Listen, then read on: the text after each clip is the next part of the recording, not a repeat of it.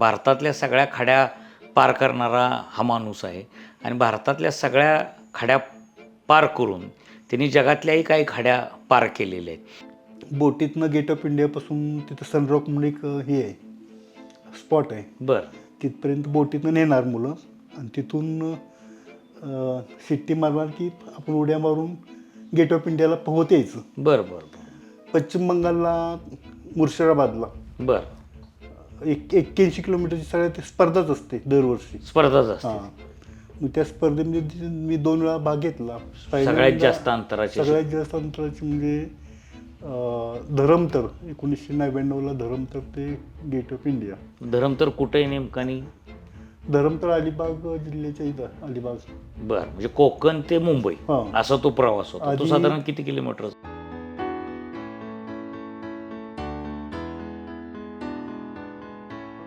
नमस्कार, मी विनोद कुलकर्णी. आरसपानी पॉडकास्ट चॅनलमध्ये आपलं स्वागत.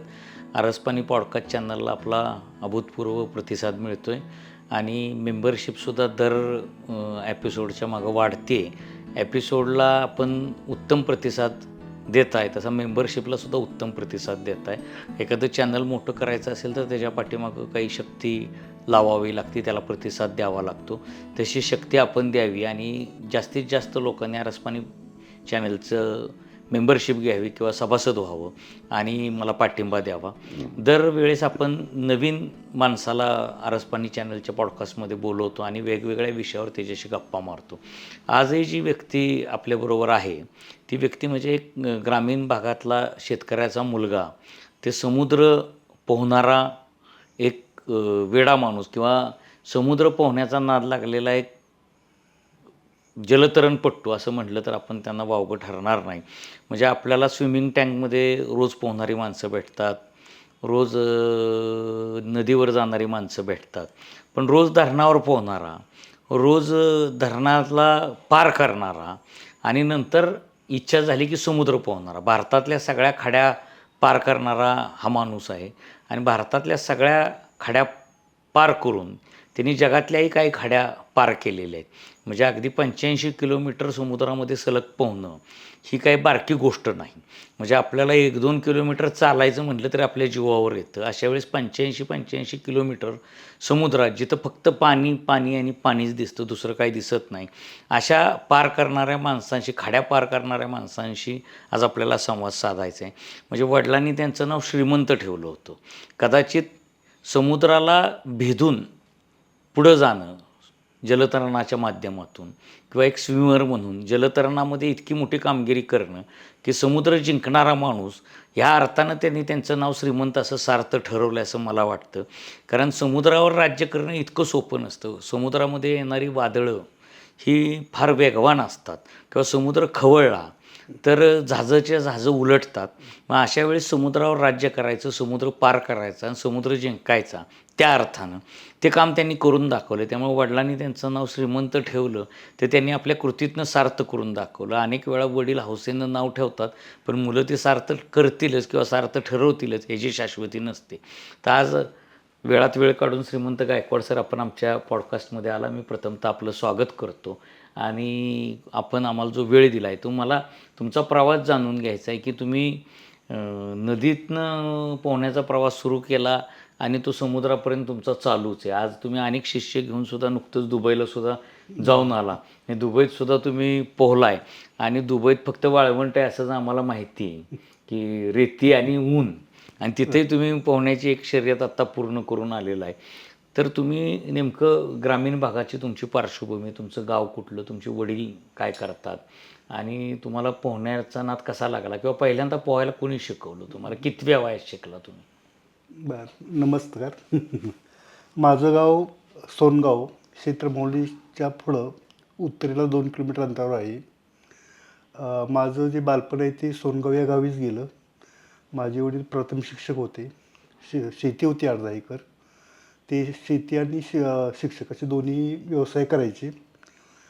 गावाला आता पहिल्यांदा ज्यावेळी नळ वगैरे नव्हते, 50 वर्षापूर्वीचा काळ, त्यावेळी सगळी लोकचं जीवन नदीवरच अवलंबून असायचं. म्हणजे नदीवर आंघोळ करणं, कपडे धुणं, जे जे काय असेल. आमचं त्यावेळी 7 ते 8 वेळा आम्ही नदीवर जायचो आणि यायचो. म्हणजे उठल्यापासून झोपेपर्यंत. आम्ही अगदी रात्री 8-9 वाजेपर्यंत सुद्धा नदीवर जात होतो, येत होतो.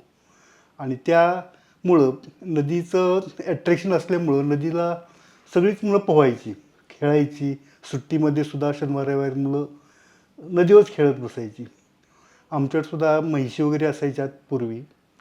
मग उन्हाळी सुट्टी, दिवाळी सुट्टी अशा मोठ्या सुट्टीमध्ये ती म्हैशी चारण्यासाठी आम्हाला नदीच्या कडेला मी जायचो. मग त्या म्हैशी नदीत च्या हिरवळ असायची कडेला, तिथं त्या गवत खात बसायच्या. मग आम्ही हां, बरोबर. इतर काय करण्यापेक्षा आपलं नदीत पोहायचो, मुलं वगैरे खेळणं. मग इथून पासून मला मग नदीच्या प्रवाहाविरुद्ध पोहायची सवय लागली. आणि त्या सवयीनंतर मग माझा त्यापासून स्टॅमिना थोडा वाढत गेला. म्हणजे आता आपल्या इकडची माणसं असं म्हणतात की आम्ही कृष्णेचं पाणी पिलोय बरं. आणि तुम्ही कृष्णेचं पाणी झोकलंय असं म्हटलं तर काय वावगं ठरणार नाही किंवा वेगळं वाटणार नाही. कारण उलट्या दिशेनं माणसं फारशी पोहत पोहत नाहीत. नाहीत. मग उलट्या दिशेनं पोहणं म्हणजे प्रवाहाबरोबर पोहताना एक वेगळा अनुभव असतो, पण उलट्या दिशेनं पोहायला काय कष्ट घ्यावे लागतात? त्याला भरपूर स्टॅमिना लागतो. म्हणजे एनर्जी भरपूर खर्च होते, जास्त ताकद लागते आणि स्टॅमिना आपला वाढतो. फक्त उलटं पोहल्यामुळं काय जास्त आपण स्टॅमिना वाढतो. म्हणजे प्रवाहाबरोबर पोहताना त्याचा फायदाच होतो आपल्याला. आणि त्यामुळं प्रवाहाच्या विरुद्ध पोहायला मी सुरुवात केली. आणि त्यातून मग हळूहळू 7वीपर्यंत माझं ते शिक्षण तिथंच झालं. प्राथमिक शाळा सोनगावमध्ये. मग त्यावेळी मला 7वीपर्यंत मी चांगला पोहायचा शिकलो. नंतर 8वीला मी आनंद इंग्लिश स्कूलला 8वीला प्रवेश घेतला. 8वी 9वी 10वी काय तर आमची रोज जाऊन येऊन करायचो मी. बसनं मी सकाळी 8 वाजता यायचं, संध्याकाळी 8 वाजता पोचायचं. त्यामुळं त्या अर्ध्या वर्षामध्ये पोहणं जरा कमीच आलं. सुट्टी दिवशी सुट्टी दिवशी मात्र किंवा दिवाळी, उन्हाळी? दिवाळी उन्हाळी तर कंपल्सरी नदीवरच. आणि नंतर मग 10वीची परीक्षा झाल्यानंतर 2-3 महिने सुट्टी लागली. त्या सुट्टीमध्ये मग जास्त पाण्याचा संबंध आला. मग तिथं ते कळायला लागलं बाबा आता आपल्याला सगळ्यांना कुठल्या तरी खेळाची आवड असतेच. मग स्विमिंग हा जो खेळ आहे तो अतिशय स्वस्त म्हणायचं काय हरकत नाही. बरोबर. आपल्याला काही लागत नाही. फक्त आपलं शरीर आणि आपण तयार असलं की झालं. त्यामुळं इतर खेळ जरा महागडे महागडे आहेत. म्हणजे साधारण फुटबॉल म्हणायचं असेल, क्रिकेट असेल क्रिकेट असेल किंवा रायफल शूटिंग हां. असेल. आणि ते खेळ खेळायला माणसं 2-3 मुलं लागायची. पण आपलं जो स्विमिंग हा जो खेळ आहे तो आपल्या एकट्यावरच अवलंबून आहे. आणि त्यामुळं मी तो स्वतः त्याच पण 10वी-11वी पहिल्यांदा कधी पोहला ते आठवतं का किंवा कुणी शिकवलं? पहिल्यांदा तसं कुणी शिकवलं असं काय आठवत नाही. म्हणजे वडिलांनी वगैरे न्यायचे आम्हाला पोहायला म्हणजे अंघोळीला. वडील आमचे पहाटे 5ला उठायचे. पहिलं अंघोळीला जायचं, पाणी भरायचं वगैरे. मग तिथपासून मग वडिलांनीच शिकवलं असणार आहे. म्हणजे शिकवलं मुलं वगैरे. मग मुलांच्या खेळातून मग जास्त चांगलं हे करायला लागलं. पण ज्या वेळेला 10वीपर्यंत काय स्पर्धेत मी काय कधी उतरलोच नाही. पण माझं पोहण्याचा स्टॅमिना 10वीपर्यंत चांगला होता. मग 11वीला मी सायन्सला कॉलेजला ॲडमिशन घेतलं. 11वी-12वीला सुद्धा आता 12वीची परीक्षा म्हणजे बोर्ड परीक्षा असल्यामुळे ती महत्त्वाचीच होती. बरोबर, महत्वाची. 11वी-12वीत सुद्धा स्विमिंगचं काहीच केलं नाही. म्हणजे पोहायचो सुट्टीत पण स्पर्धेला उतरायचो नाही. पण इथं नगरपालिकेत स्पर्धा वगैरे असायच्या वर्षातून एकदा. राजवाड्याकडे हां, आपल्याकडे राजवाड्याकडे पोहण्याचा तलाव होता. तलाव होता. म्हणजे आता आपल्याला तलाव होता सातारा शहरात असं सांगायला लागतं. तो तुम्ही त्यावेळी तुम्हाला कल्पना यायची. आहे आपण असायचो तिथं. नंतर त्यावेळी 5 गंडल बघा स्पर्धा, हो. चौरेस वगैरे घ्यायची. बरोबर, चावरेसर. मग त्यात मी भाग घ्यायचो. आणि भाग घेतल्यानंतर मग माझा सराव काय प्रवाहाच्या विरुद्ध असल्यामुळं माझा पहिला नंबरच तिथं यायचा. आणि मग 12वी झाल्यानंतर FYला स्विमिंग हा गेम खेळण्यासाठी युनिव्हर्सिटी पहिल्यांदा जिल्हास्तरीय स्पर्धा होत्या सायन्स कॉलेजला. तर आमची त्यावेळी काटकर सर म्हणून हे होते. तर त्यावेळी काय FY आम्ही प्रत्येक खेळात आपलं भाग भाग घ्यायचा. पण ते म्हणजे सर कॉलेजमध्ये बसण्यापेक्षा आपलं ग्राउंडवर असलेलं कधी बी चांगलं म्हणून. मग ते बरं भाग मी प्रत्येकाला जायचो सिलेक्शनला वगैरे. पण ते काय आपण काय नवीनच असल्यामुळं आणि हे असल्यामुळं जरा थोडं लाजाळू म्हणा असल्यामुळं कुठल्याच खेळामध्ये त्यांनी घेतलं नाही. मग नंतर स्विमिंगची स्पर्धा शेवट आली. मग ते मी त्याला काटकसरांच्या मागं लागलो. म्हटलं मी स्विमिंग करतो चांगलं, मला भाग येणार आहे. तर ते म्हणले तुला नाही भाग येणार, म्हणजे तू नुसता सगळ्याच खेळात येतोय ना, कशातच येत नाही. नाही म्हटलं मी तर ते म्हणले नाही घेणार. तर त्यांना म्हटलं काय असेल ते मी माझ्या स्वतःच्या पैशावर मी काय असेल एंट्री फी भरतो, पण मी भाग घेणार. मग त्यांनी मला पहिल्यांदा 100 मीटरला जिल्ह्यात पोहायची संधी दिली. आणि मग त्या दिल्यानंतर माझा तिथं पहिलाच नंबर आला. वा वा. आणि मग तिथून मग त्या काटकर सरांनी मग म्हटले तुला तर काय कुठं काय कुठल्याही स्पर्धेत घ्यायचं भाग ते घेऊन टाक. बरोबर. मग तिथूनपासून मग मी 100 मीटर, 200, 400, 1500 या 3 युनिव्हर्सिटीमध्ये पहिला होतो. 3 वर्ष 4 वर्ष युनिव्हर्सिटीत पाहिलं. युनिव्हर्सिटीत पहिला, जिल्ह्यात पहिला असायचो पण युनिव्हर्सिटीमध्ये प्रथम क्रमांक असायचा. मग BSc झाली. BSc नंतर B.Ed करता मी कोल्हापूरला गेलेलो बरं. 1990 साली. आता मला पोहण्याचा सराव होता म्हणा. स्पर्धेत उतरायचो, शालेय स्पर्धेत घ्यायचो, युनिव्हर्सिटीत घ्यायचो. त्यामुळं मला B.Edच्या अगोदर मी धावडशीला इथं मलवाडीकर चेअरमन होते. त्यांनी मला BSc झालेच 1 वर्षाची माझा A ग्रुप होता BSc B.Ed. बरं. त्यामुळं मला हायस्कूल इथं आहेत ब्रह्मेंद्र स्वामी हायस्कूल. तर तिथं मला त्यांनी नोकरीची संधी दिली वाडीकर. वाडीकरांनी. म्हणजे BSc झाल्यानंतर लगेचच विदाऊट B.Ed असताना. बरोबर. आणि मग तिथं सुद्धा धावडशीत सांगायचं म्हणजे तिथं तळीत तळीत. मला डॉक्टर पेंढारकर, विठ्ठलराव पेंढारकर बरोबर.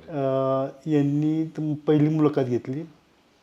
तर त्यांनी मला काय हरकत नाही म्हणले त्या वाडेकर साहेबांना, म्हणले यांना येऊ देत. मग त्यांनी त्यांच्या वाड्यामध्ये एक रूम मला त्यांनी काय केली घेऊन दिली. जुनी शाळा होती त्यावेळेस. हां, आता जुन्या शाळेची नवीन शाळेला. हां, तर त्या पेंढारकरांच्या वाड्यात मला एक खोली दिली. तिथं 2-3 शिक्षक राहत होते, पिंपळे वगैरे राहत होते, बडवे सर, पिंपळे सर आणि मी.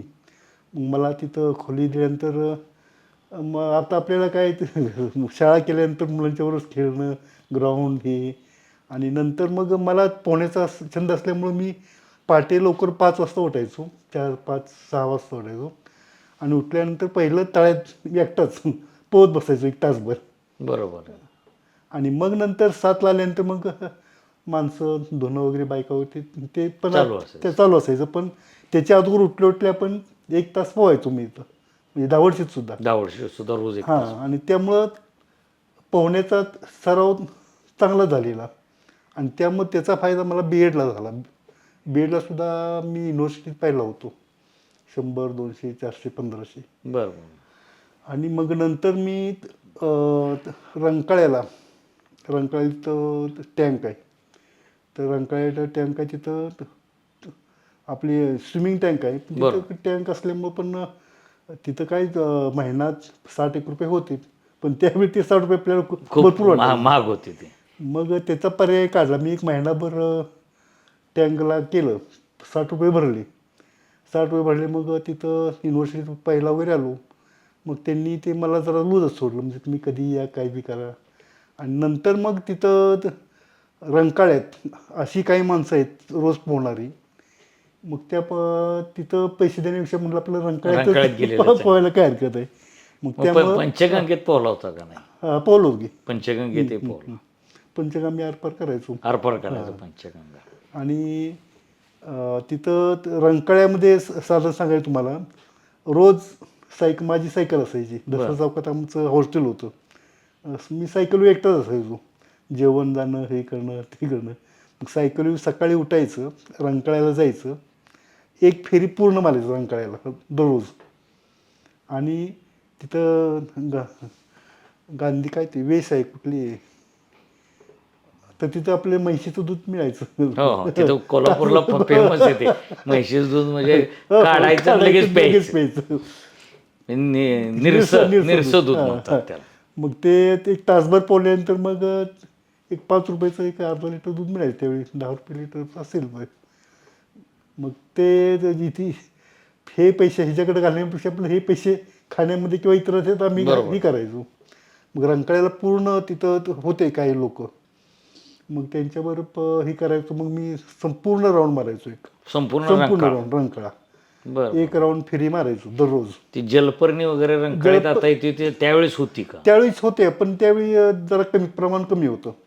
बरं आणि तर रंकाळ्यात पूर्ण म्हणजे असं वर्षभर मी ते दररोज परीक्षा असो काय मग असो, लोक कधी बघायला वगैरे यायची का? की हे तिथं भरपूर पोहायचे असतात ना लोक. मग रंकाळा राऊंड मारणारे खूप. राऊंड मारणारे तर आम्ही हाता मोजणे एकतेच हा 2-4 कारण जण. ते खूप मोठा आहे तो हो, रंकाळा. मोठा रंकाळा आहे. तर त्यात मला मग हे केलं काय रंकाळा मी पार करायचो पार. रंकाळा वीर सुद्धा. हो हो. आणि मग तिथून मग तिथं मुलं पोहणारीच होतात ना, तर तिथं पहिल्यांदा सनरॉक ते गेट ऑफ इंडिया, सनरॉक ते gate of India, sun rock the gate of India. तर ही पहिली स्पर्धा म्हणजे ती किती साली असेल ती? 90 साली, 1990 साली. तर त्या साली पहिल्यांदा ते म्हणले तुला एवढं प्रॅक्टिस आहे तर मुंबईला प्रॅक्टिस करायची आहे, स्पर्धेला उतरायला काही हरकत नाही, अगदी आरामात स्पर्धा पूर्ण होणार. बर. मग त्याच्यावर मी घरी सांगितलं बाबा मी असं असं जाणार आहे. मग घरातल्यांची काय प्रतिक्रिया होती? त्यांची काय भावना होती? घरच्यांचे काय अभ्यास वगैरे म्हणले आता आपण शिकाय करता गेलोय, पण तरी म्हटलं काय होणार नाही म्हटलं, उलटे फायदाच होईल. मग तिथं पहिल्यांदा फेब्रुवारीमध्ये असते स्पर्धा. बर. आणि त्या तिथं गेट ऑफ इंडिया ते पहिल्यांदा माझी समुद्रात पोहायची बर पहिलीच वेळ. आणि तिथं महाराष्ट्रातली सगळी मुलं यायची, 1000, 1200, 1500 मुलं असायची. किती किलोमीटरचं असेल? 5 किलोमीटर असायची. 5 किलोमीटर. तर ते बोटीतनं गेट ऑफ इंडियापासून तिथं सनरॉक म्हणून एक हे आहे, स्पॉट आहे. बर. तिथपर्यंत बोटीतनं नेणार मुलं आणि तिथून शिट्टी मारणार की आपण उड्या मारून गेट ऑफ इंडियाला पोहत यायचं. बर बर बर. तर त्यावेळी माझा तिथं चौथा नंबर आला पहिल्या स्पर्धेत तिथंच. बर. आणि मग तिथून मग मला समुद्रात पोहायची आवड निर्माण झाली. आणि मग तिथूनपासून 90 आत्तापर्यंत म्हणजे गेल्या वर्षीपर्यंत प्रत्येक वर्षी मी गेट ऑफ इंडिया ते सनरॉक करतोच. ही स्पर्धा करतो आणि हे करतो. 35 वर्ष झाली आता. हो, 35 वर्ष झाली. आणि ह्यात महाराष्ट्राच्या अतिशय नामांकित स्पर्धा आहे. त्यामध्ये गुजरातचे वगैरे मुलं येतात, सगळे येतात, महाराष्ट्रातले सगळे जलतरणपटू येतात नावाजलेले. मग बक्षीस किती वेळा मिळालं तुम्हाला? मला तर तिथून बक्षीस दरवर्षीच बक्षीस मला. दरवर्षी वयोगटामुळे दरवर्षी. हो, जसं वय वाढेल तशी स्पर्धा कमी. आणि माझा काय म्हणजे पहिल्या 4-5 10च्यातच नंबर असणार. आता आणि तुम्ही आधी समुद्रात पोहला हम्म. का धरणात पोहला? कारण सध्या तुम्ही समुद्रात पोहलो पहिल्यांदा. समुद्रात पहिला आणि सध्या तुम्ही रोज कनेर धरणावर पोहायला जाता. हां. तर ते किती किलोमीटर रोज पोहता कनेर धरण? कनेर धरण एक 5 किलोमीटर पोहतो, जायचं 2.5 यायचं 2.5. किती वेळ लागतो 5 किलोमीटर? 5 किलोमीटरला मला साधारण 1.5 तास लागतो, 1.5-2 तास. 1.5-2 तास. आणि आम्ही आता ज्यावेळी दुबईची स्पर्धा होती त्यावेळेस 2दा आरपार केलं. एकदा आलो पुन्हा जाऊन आलो. बरं. असं 10 किलोमीटरमध्ये 1-2 वेळा पूर्ण केलं. 2 वेळा पूर्ण. त्यामध्ये आपले अजिंक्य दिवेकर, सोमनाथ, कृष्णा सोनमळे, बरोबर, भोसले सगळे होते. सतीश कदम आमचे थोडक्यात गुरु होते. सतीश कदम. सतीश कदमांनीच मला वाटतं पहिल्यांदा समुद्रात हे केलं. त्यांनी 90 नंतर, पण 90ला पहिल्यांदा मी सुरुवात केली समुद्रात पहिल्यांदा तुम्ही सुरुवात केली. मला एक सांगा आता की आणि तुम्हाला सांगायचं म्हणजे मला महाराष्ट्रात अतिशय ती नामांकित स्पर्धा आहे, तर त्यात माझा पहिला नंबर आलेला आहे. गेल्या वर्षी 60वी झाली, त्या 60वीमध्ये माझा सगळ्यात पहिला नंबर आला. कुठली? Gate of India rock. आणि त्याच्यात फास्टेस्ट स्विमर म्हणून मला अवॉर्ड मिळाला. अभिनंदन त्याविषयी. म्हणजे 35 वर्ष लगातार मी दरवर्षी तर कसलंही काय असू दे काय मी तिथं जाणार, स्पर्धा करणार आणि येणार.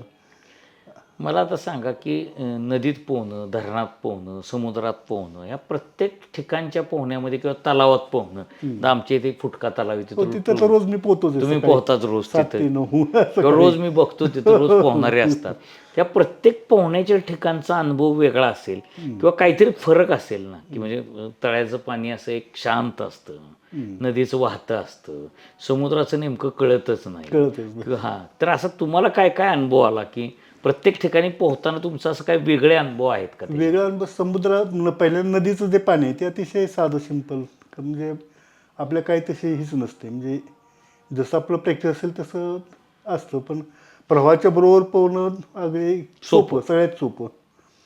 पण तलावात पाणी जरा बंदिस्त असतं ना कोंडं, त्यामुळे तिथं जरा पाणी खेचायला जरा थोडं शक्ती लागते, शक्ती लागते, ताकद जास्त लागते. जास्त आपण अंतर पार पडू शकत नाही.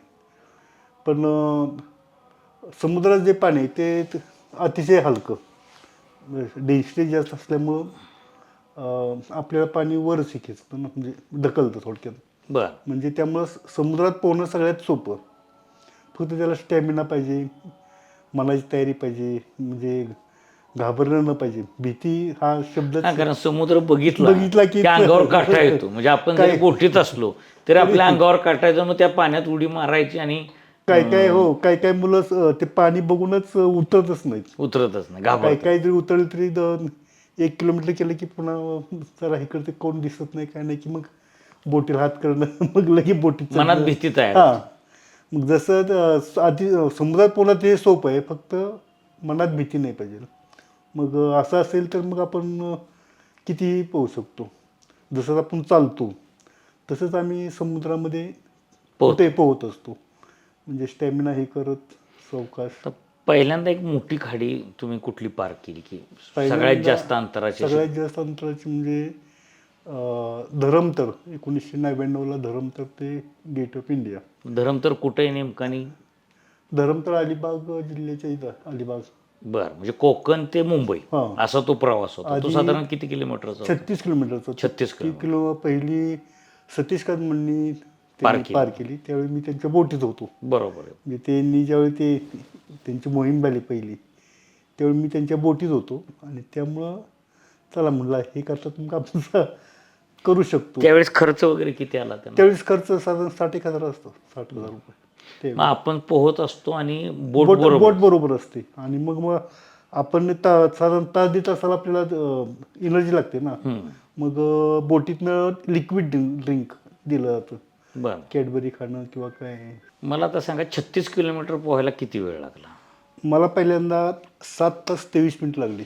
7 तास 23 मिनिटं 10 मग ते सलग समुद्रातच असतो? समुद्रात. म्हणजे त्यावेळी 2 वाजून 10 मिनिटांनी समुद्रात उडी टाकलेली रात्री? रात्री. का ती भरती ओहोटी आपल्याला हे करायचं असतं ना. बरोबर आहे. भरती पूर्ण झाल्यानंतर जेव्हा ओहोटी सुरू होते त्यावेळी मग आपण उडी टाकतो. बरं, मग त्याचं मग भरतीत उडी मारत नाही आपण, ओहोटी लागली कीच? हां. कारण तो भरती ओहोटीचा काळ किती असतो? 6-6 तास असतो. 6-6 तास. 6 तास भरती, 6 तास ओहोटी. बरं अशी दोनदा भरती आणि दोनदा ओहोटी. बरं बरं. मग ते पहाटे 2 वाजता उडी टाकल्यानंतर गेटवेला 10:10ला फिनिश झालं. 8 तास म्हणजे साधारण 6 तास. 6 तास. नाही 7 तास. 7 तासात. 7 तास 23 मिनिटात म्हणजे पूर्ण झालं. बरं बरं बरं. ही 36 किलोमीटरचं नंतर तुम्ही त्याच्यापेक्षा मोठी कुठली केली? त्याच्यापेक्षा मोठी खाड पश्चिम बंगालला मुर्शिदाबादला. बरं. 81 किलोमीटरची सगळ्यात स्पर्धाच असते दरवर्षी. स्पर्धाच असते. हां. मग त्या स्पर्धेमध्ये मी 2 वेळा भाग घेतला बरं. आणि 12 तास 35 मिनिटांमध्ये पूर्ण केली. पूर्ण येईल. म्हणजे तिथं पहाटे 5ला उडी टाकायची पाण्यात. बरं. दिवसभर पाण्यातच. संध्याकाळी 5, 5:15ला बंद व्हायला लागतं. 12:30 तासाच्या आत जर पूर्ण केली तर सर्टिफिकेट मिळतं. बरं जर त्याच्या पुढं गेलं की सर्टिफिकेट देत नाहीत ते. बरं. तर असं मी ती 2 वेळा पूर्ण केली. मग दोन्ही वेळा सर्टिफिकेट तुम्हाला मिळालं? नाही, एकदा नाही मिळालं मला. एकदा मिळालं. मला 12-12 तास पाण्यात आपण राहिल्यानंतर शरीरावर काही दुष्परिणाम? दुष्परिणाम तसं काहीच होत नाही.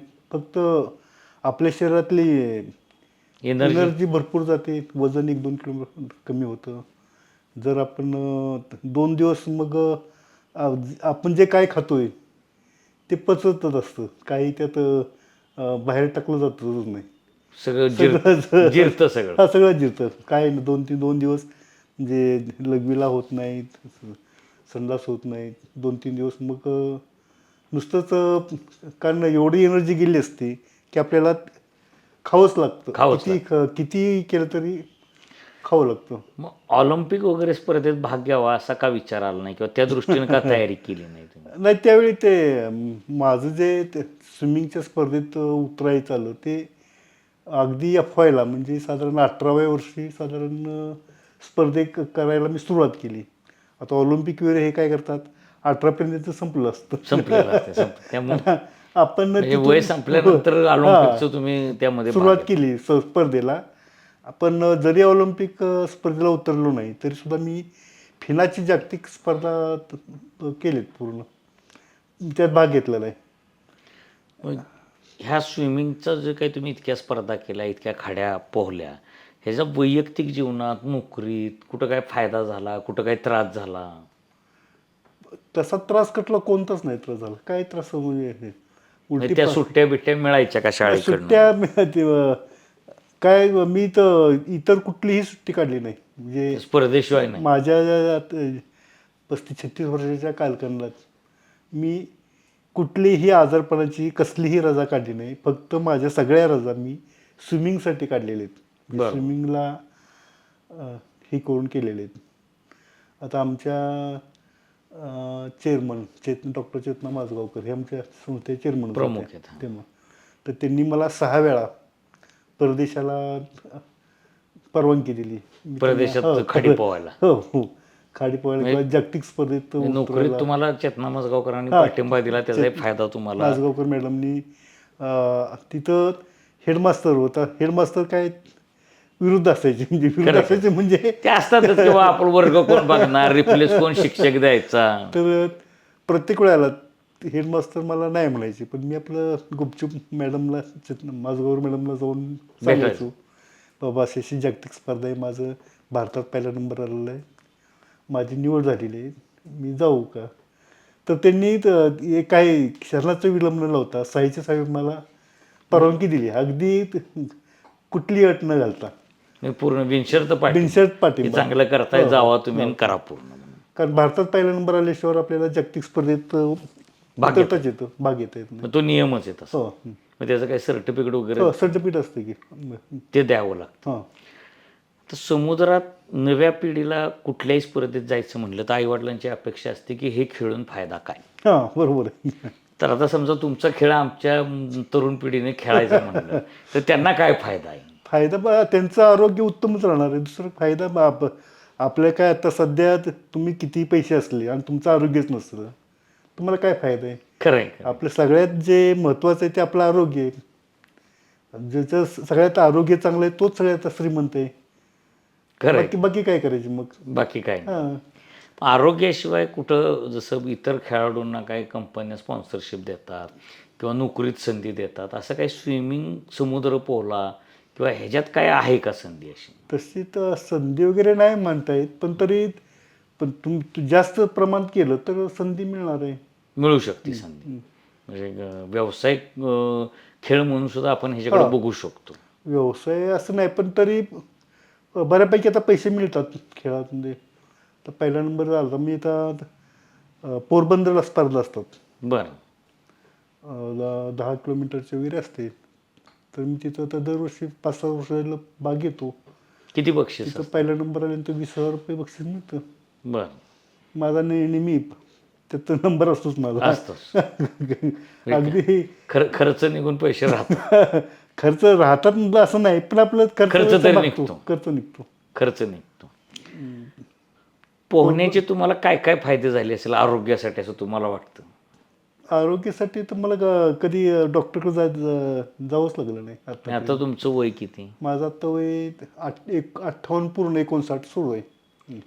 मग तुम्हाला डॉक्टरकडे जावंच लागलं? आता किरकोळ असेल तर आम्ही देवेकर डॉक्टरकडे जातो, पण ते किरकोळ. हो. मला एक सांगा की उन्हाळ्यात पोहणं ठीक आहे, उन्हाळ्यात पोहताना आनंद असतो. पावसाळ्यात आणि हिवाळ्यात पोहताना तर ती पावसाळ्याचं पूर्ण पाऊस पडतोय किंवा प्रचंड थंडी, म्हणजे आता थंडीत उठून बेसिनमध्ये नळ उघडून चूळ भरायचं म्हटलं तरी अंगावर काटा येतो, अशी आता पिढी आहे, तरुण पिढी. तर थंडीत आणि पावसात सुद्धा तुम्ही पोहता का? आणि हो. मग तेव्हा तो अनुभव काय होतो आणि थंडीचा तुमच्या अंगावर काटा येत नाही का? पावसाळ्यात पोहणं आनंददायी जास्त, कारण पाऊस पडत असतो, आपण पाण्यात पोहत बसतो, त्यामुळं सगळ्यात म्हणजे आनंद देणार म्हणजे पावसाळ्यात पोहणं. बरं. आता सध्या थंडीत जरा थोडंसं थंड असतं पाणी, पण एकदा आपण उडी टाकली, पहिली 2-4 मिनिटं आपल्याला थंडीवर जाणवते, पण नंतर एकदा आपलं शरीर गरम झालं की मग नॉर्मल सारखं आपण तास-तास 2 परत तास काही पोहतो. वाटत नाही. काय होत नाही. मी आता सुद्धा 2 तास ह्या थंडीत 2 तास पोहू शकतो आरामात. 2 तास, 3 तास, 4 तास. थंडी सुद्धा. हां, पोरबंदरला जे आहे ते थंडीतच स्पर्धा असतात. मग तिथं सहजासहजी 10 किलोमीटर पूर्ण होत नाहीत. बरं. 3-4 जणांनाच पूर्ण होतात. म्हणजे किती मुलं भाग घेत असतील किंवा किती तिथं भरपूर घेतात. मग तिथं भारतातले सगळे येतात ना. बरं. ज 200-300 जास्त 1000च्या पुढे आणि जास्त. त्यातली 3-4 जणच पूर्ण करतात. हो, त्यातले 10 किलोमीटरला 3-4 जणच पूर्ण करतात. 4-5 म्हणजे इतकं ते आव्हानात आव्हान आहे आणि प्रचंड लाटा आहे तिथं. सगळ्यात अवघड जे आहे पोहणं ते कुठलं आहे? पोरबंदरचं आहे. पोरबंदरचं म्हणजे समुद्र लाटा वेगान असतात ते. लाटा मोठ्या असतात. तिथं प्रचंड लाटा आहे आणि गेल्या वर्षी चेन्नईला होतो. बरं. 10 किलोमीटरचं मी केलं. हजारभर स्पर्धांमध्ये आतापर्यंत भाग घेतला असेल का? 1000 नाही, पण साधारण दरवर्षी साधारणतः मी गेल्या वर्षीच 10 किलोमीटरच्या 10 स्पर्धा केलीत. बरोबर. गेल्या वर्षीच. एका वर्षी 10. एका वर्षात एका वर्षात 10. मग 500 एक तरी झाले असतील. 500 नाही, 100 एक झाली असतील. 100 एक झाले असतील. म्हणजे अख्खा देश तुम्हाला समुद्राच्या स्पर्धेतून हो. समजलं का? सांगायचं म्हणजे मला तर बरोबर जो महाराष्ट्रातले सगळे जलतरणपटू ओळखतात. म्हणजे सगळे ओळखतात म्हणजे स्विमर आहेत, नंबर येतो. कारण मी कुठल्याही स्पर्धेत गेलो तरी माझा नंबर ठरलेलं आहे. ठरलेला आहे. फक्त मला तिथं भाग घेणं, पोहणं एवढंच असते. त्यामुळं रोज मी सकाळी 7 ते 8, 8:30, 9 जसं स्पर्धा असेल तसं प्रॅक्टिस करत असतो. पण डेली प्रॅक्टिस, त्याला 12 महिने 24/7 हां. जसं आता पाण्याची एकही योजना दिवस सांगतात. सुट्टी नाही, एकही दिवस सुट्टी नाही. एकही दिवस सुट आंघोळ करायची तर घरी करायची, तिथं जाऊन करायची. तिथंच करायची. हं. तुम्ही काय तुमचे शिष्य वारसदार या क्षेत्रात तयार केले का? शिष्य असे भरपूर दरवर्षी आम्ही शिकवतो पोहायला. म्हणजे जवळचे जर कोण असतील मित्र वगैरे, तर त्यांच्या मुलांना मी शिकवतो पोहायला. बरेच पहिल्यांदा सुरुवातीला 1-2 वर्ष मी ते शिकवलं मुलांना, पोहायला वगैरे शिकवलं. पण त्यात काय व्हायला लागलं, मुलांना पोहण्याच्या नादात मग आपलं स्वतःचं पोहणं राहतं, शिकवलं तर राहतं. त्यामुळं मी शक्यतो फार नाही. जास्त शिकवायच्या म्हणजे भानगडीत पडलो नाही. फक्त जसं मुलांना आपलं नॉमिनल पोहणं येणं यासाठी मी प्रयत्न करतो. आणि असे हजारो स्पर्धक मुलं घडवले.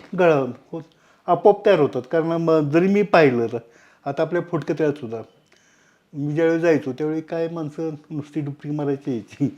पण आता जर तुम्ही गेला तर राऊंड बरेच लोक संपूर्ण तळ्यात 2 राऊंड 3 राऊंड. आता मी तर तळ्यामध्ये जवळजवळ एकदा 195 राऊंड मारली होती. अरे बाप, किती वेळ लागला? 4 तास लागले होते. 4 तास लागले. म्हणजे असेच ठरवून मारले का आपला आज वाटलं 95 मारूयात म्हणून? ते मला मुर्शिदाबादला 81 किलोमीटर करायचं होतं पोहायला. त्यामुळे त्याचं प्रॅक्टिस करायचं म्हणून एक केले होते. 95. शिक्षण खात्यानं तुम्ही शिक्षक म्हणून नोकरी करताय, तर शिक्षण खात्यानं, महाराष्ट्र सरकारनं, भारत सरकारनं काय तुमच्या कामाची दखल घेतली का? दखल तसं स्विमिंगमध्ये नाही, म्हणजे घेतली नाही असं म्हणायला काही हरकत नाही. घेतली नाही म्हणजे त्या प्रमाणात ते सोयच नाही ना. सोयच नाही तशी. मग सरकारकडे काय तुमची मागणी आहे? नाही, काय नाही मागणी, काय नाही. स्वतःसाठी नाही, पण बाबा जे असे स्विमर भविष्यात येतील तर सरकारनं त्यांच्यासाठी जसं शिवछत्रपती अवॉर्ड असतात. नाही, ते आहे का आवड आहेच की, म्हणजे आवड मिळू शकतो. पण आता आपण काय, आपल्याला ऑर्डर काय करायची, आता आपलं रिटायरमेंट झालं आणि नावावर कुठलं तर जे त्या जनात आवश्यक आहे. म्हणजे तरुण आहे, ज्याला तरुणांना उत्साह आहे, आणखी आवश्यक आयुष्यात आहे, काही हां. करून दाखवायचं. आता आपल्याला- आपली टार्गेट सगळी पूर्ण पूर्ण झाली. झाली. म्हणजे स्पर्धेत उतरलं की बक्षीस मिळतंच. त्यामुळे वेगळ्या आवडची काही गरज नाही. त्यामुळं कुठलं छत्रपती अवॉर्ड मिळावा असं काय म्हणजे नाहीच, हीच नाही, अपेक्षाच नाही. अपेक्षाच नाही. कारण त्यामुळे कधी आपल्यापेक्षा अर्ज केला नाही काय नाही. म्हणजे आपल्यापेक्षा तर ज्युनियरला मिळणं फायदेच राहील त्याला. नाही, चांगला विचार आहे तुमचा की बाबा, कारण माणसांना थांबायची पुरस्कारासाठी सवय नाही, नाही. पुरस्कार वगैरे ते नाही, तो डोक्यातच नाही. बरोबर. बाबा आपलं म्हणजे आपल्या आनंदासाठी आपण पोहतो. आनंदासाठी पोहतो आपण. आता एकूण जे तुम्ही धरणात पोहताय किंवा समुद्रात पोहताय किंवा नदीत पोहताय, आता माहुलीच्या नदीत सुद्धा बोहरायाची एक चर्चा असते आणि अनेक जण आता आपले आई वडील सुद्धा मुलांना त्या बोहराय, तिथं बोहरा आहे तू पोहायला जाऊ नको. हा बोहरा नावाचा काय प्रकार असतो? मग आता मी एवढं पोहलो पण मला कधीही कुठेही कसलाही बोहरा आढळलेला नाही.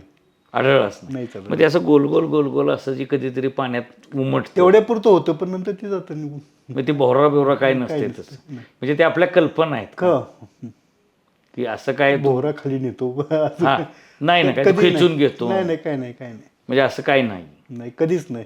म्हणजे तुम्हाला कधी असं बोहऱ्यानं खेचलं नाही वगैरे नाही, कधीच खेचलं नाही, काय नाही. काय नाही? म्हणजे कृष्णा नदीनं कधी तुम्हाला असं नाही नाही, दगा दिलेला नाही? नाही, काय नाही. काय नाही, म्हणजे बोहरा बिवरा काय नसतं. बोहरावर काय नाही आणि काय नाही.